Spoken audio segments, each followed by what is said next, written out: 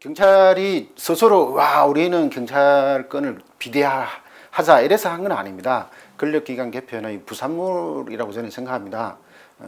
뭐 자이든 타이든 비대화되는데 이걸 분산해야 된다는 거고요. 이 분권화 수준과 경찰 신뢰도를 분석한 연구 결과를 보니까 OECD 주요 선진국들의 치안 지표를 분석해 봤습니다. 그런데 보시는 것처럼 이 경찰 신뢰도는 경찰의 수가 많아진다고 경찰 신뢰도가 높아지는 것이 아니라 분권화 지수가 높아질수록 경찰 신뢰도가 높아지더라. 그런 연구 결과가 있습니다. 경찰 수가 많아지면 경찰관이 많이 활동하기 때문에 범죄율은 높아집니다. 당연하죠. 그리고 범죄자도 많이 잡히죠. 그렇다고 해서 경찰 신뢰도가 높아지는 게 아니라는 거죠. 경찰권이 분산돼야 된다는 거가 있었다. 또 하나는 지역 주민을 위한 자율적 창의적 치안 활동이 가능하다. 그 다음에 지방자치제가 완성이 될 것이고요. 그래서 치안이 협력적 경쟁이 이루어지지 않을까 생각합니다.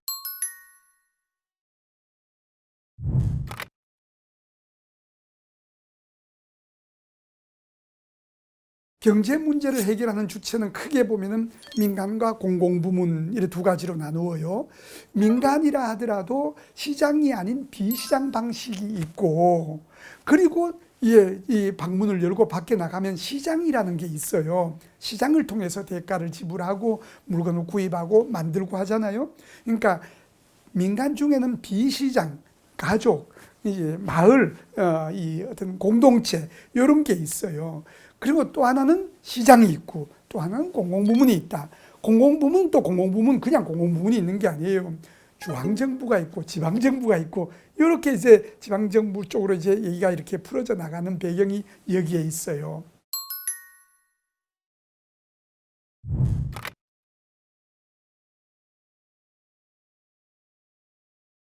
자, 이제 드디어 우리 지방재정활동이 등장하게 된 배경을 말씀드릴 시간이 됐는데요. 공공부문이라고 아까 말씀을 드렸는데, 공공부문은 정부로 대표되지요. 우리 흔히들 정부가 이 공공 서비스를 공부하는 기능을 한다 이렇게 얘기하잖아요. 그래 가지고는 문제가 어떻게 해결되는지를 전혀 알 수가 없어요. 중앙정부와 지방정부가 따로 있고 그 둘이서 어떻게 나누어서 해결하느냐. 이제 기본 원칙은 논리적으로나 역사적으로 중앙정부가 혼자서 다 해버리거나 지방정부가 혼자서 다 해버리는 게 아니라 두 정부가 적절히 나누어서 수행할 때 전체적으로 시민들의 삶의 질이 좋아진다. 이렇게 정리가 돼 있어요. 일상생활에 보다 직접적이고 구체적으로 영향을 주는 것은 중앙정부가 아니라 생활정부로서 지방정부가 수행하는 것이 보다 바람직하다. 이 또한 논리적이고 역사적 사실에서 뒷받침되고 있어요. 바로 이 점 때문에 지방재정이라는 것이 등장하게 되고 앞으로 우리가 공부를 하게 될 내용이 여기서 출발하는 것이다. 이렇게 이제 이해를 하시고요.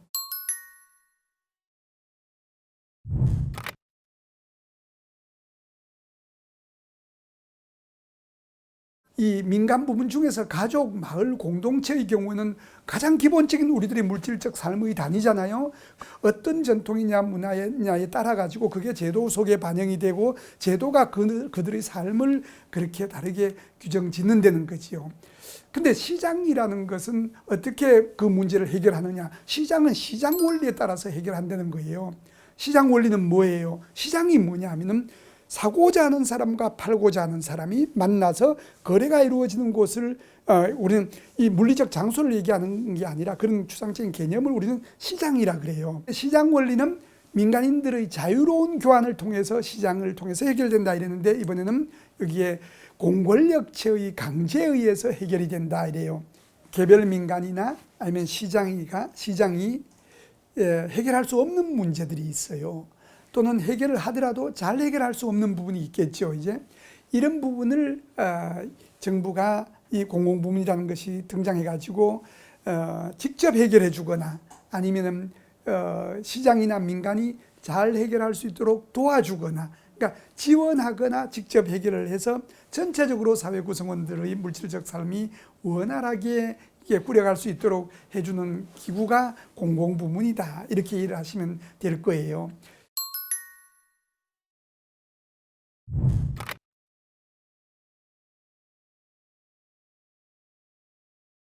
공공부문은 공적인 공급을 한다 그러잖아요.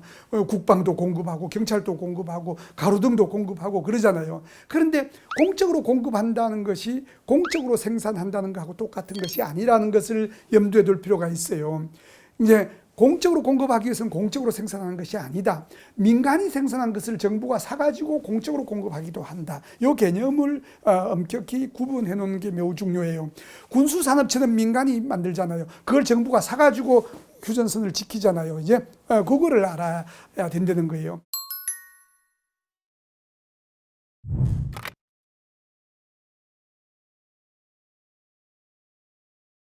누구는 잘 살고 누구는 못 산단 말이죠. 어떤 이유가 됐든 간에. 이럴 때 이제 그걸 좀 조정해 주고 싶잖아요.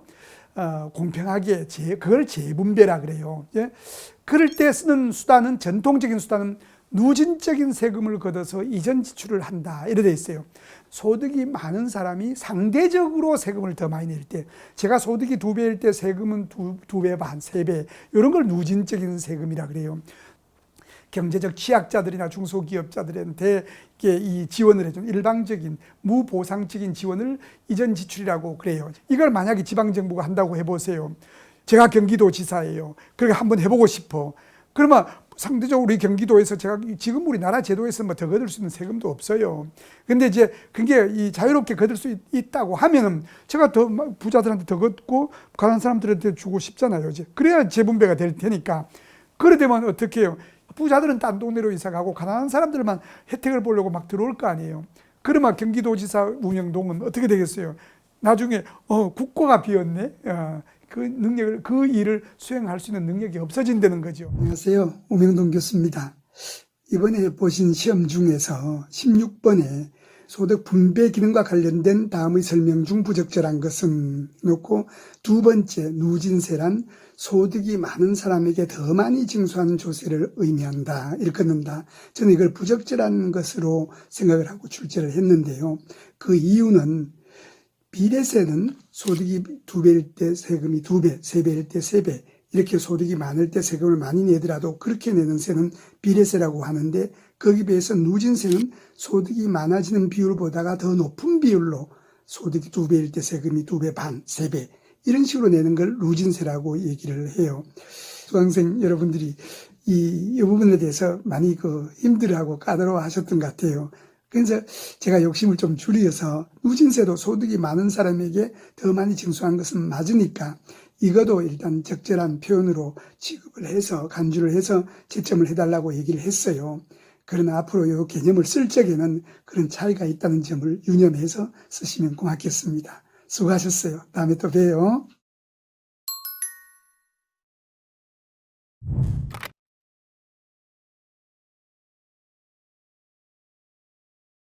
미국의 저명한 경제학자로 갈브레이드라는 사람이 있었는데, 이분이 50년대 말에 그 풍요로운 사회라는 거 들어보셨을 거예요. 그런 책을 쓴 게 있어요.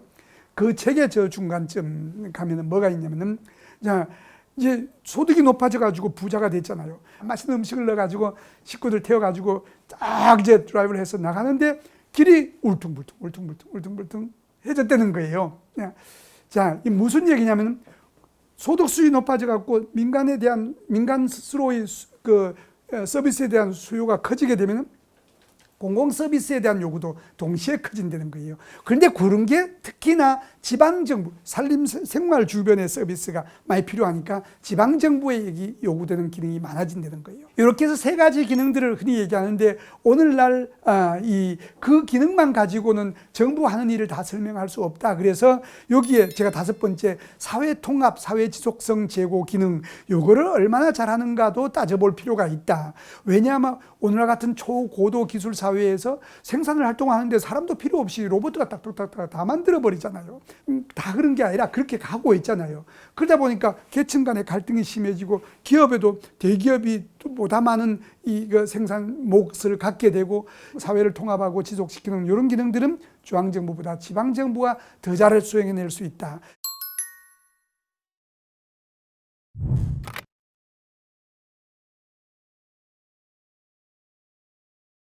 여러분 지방자치 4법을 추진한 것 아시죠?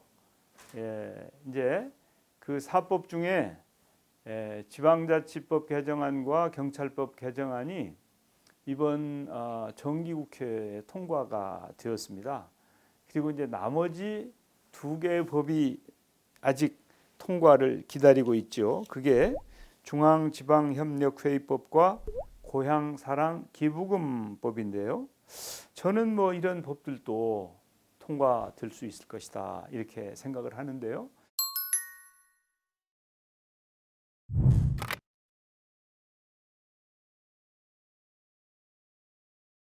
우리 정부가 한국판 뉴딜을 추진을 했습니다.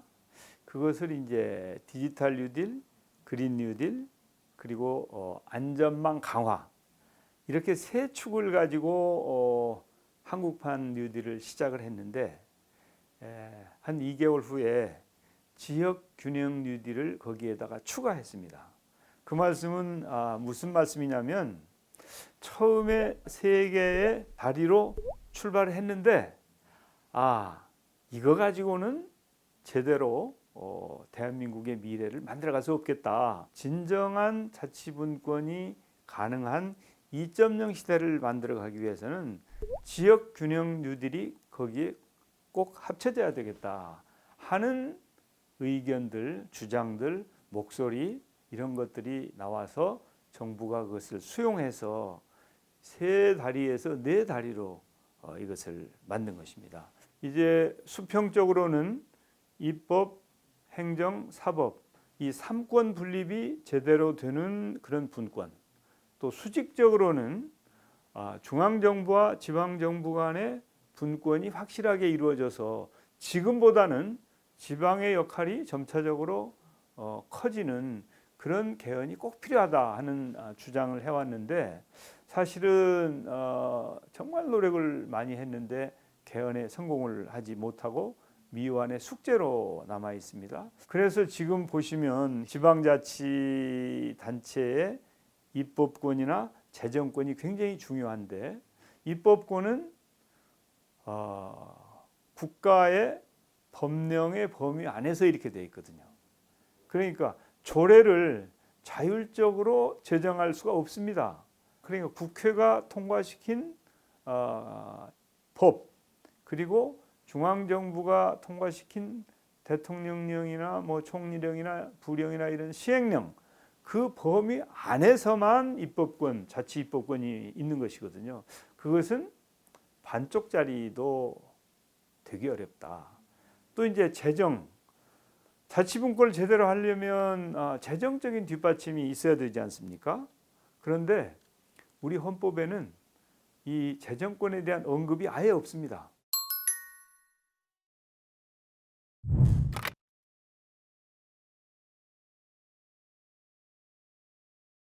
저는 이제 우리 대한민국이 지금까지 수도권 1급 체제로 가고 있는 문제를 극복하고 진정한 국가 균형 발전 그리고 지방 분권이 가능하도록 하는데 기여할 수 있다고 봅니다. 그래서 이 메가시티를 통해서 우리가 자치분권 시대를 앞당길 수도 있겠다. 그런데 그러기 위해서는 제가 보기에는 한 3가지 정도의 선결 조건이 필요하다고 봅니다. 첫째는 주민들의 동의와 참여입니다. 시도지사들이 합의를 하는 것으로 되진 않죠. 이제 물론 의회가 합의를 해야 될 터이죠. 그리고 실질적으로는 그 메가시티의 구성원일 수 있는 주민들의 동의와 참여가 절대 필요하다. 두 번째는 서로 연결이 잘 돼야 됩니다. 그러기 위해서는 광역교통망이 구축이 되어야 된다. 그 교통망을 통해서 서로 쉽게 이동하고 소통하고 협력할 수 있는 길이 만들어져야, 그런 틀이 만들어져야 메가시티가 성공할 수 있겠다. 세 번째는 유대와 공감입니다. 이런 광역자치단체의 주민들 간에 서로 아끼고 사랑하고 협력하는 그런 유대, 또 어떻게 이 메가시티를 경쟁력 있는, 그리고 국가 경쟁력에 기여하는, 또 주민의 삶의 질을 향상시키는 그런 도시로 만들어갈 것인가에 대한 공감이 만들어져야 된다. 저는 뭐 이런 세 가지가 만들어지면 메가시티는 불가능하지 않다 이렇게 생각하면서, 중앙정부 차원에서는 지방이 합의하고 메가시티를 추진해 나갈 때 적극적으로 지원할 그런 의사를 가지고 있습니다.